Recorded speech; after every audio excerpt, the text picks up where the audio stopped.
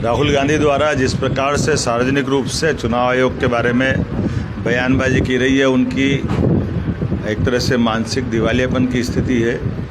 एक तरफ वो सुप्रीम कोर्ट, हाई कोर्ट के बारे में कुछ भी बोलते रहे, दूसरी तरफ सेना का अपमान करते हैं, तीसरी तरफ चुनाव आयोग के जो सार्वजनिक रूप से चुनावी प्रक्रिया पे और चुनाव आयोग पे प्रश्न खड़ा कर रहे हैं। एक तरह से ये अर्बन नक्सलाइट वाली मानसिकता है।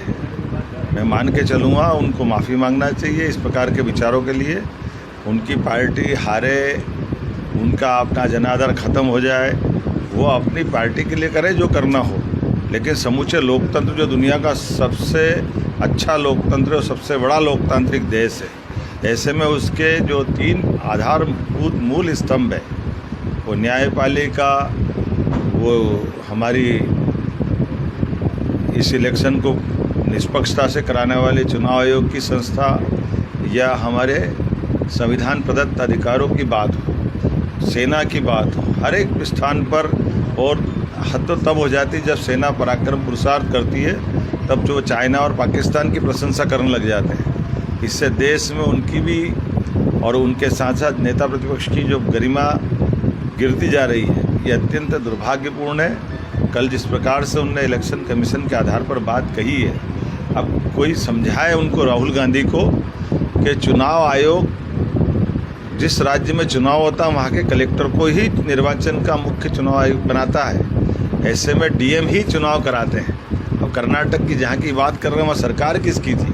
उन्हीं की तो सरकार है, और उन्हीं के चुनाव अधिकारी कलेक्टर के रूप में थे। और अगर कोई ने गलती की हो तो वो अपने आप में उस सिस्टम में देखे, न कि पूरे चुनाव आयोग पर प्रश्न खड़ा करे।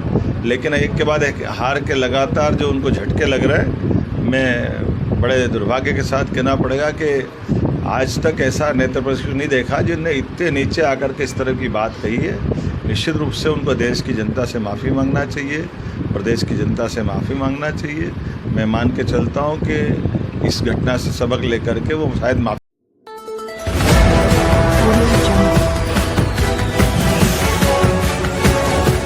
MP लाइव टीवी आपको रखे अपडेट, सच जो हम आपको बताएंगे। ऐसी ही तमाम खबरों से अपडेट रहने के लिए MP live TV news channel को सब्सक्राइब करना ना भूले।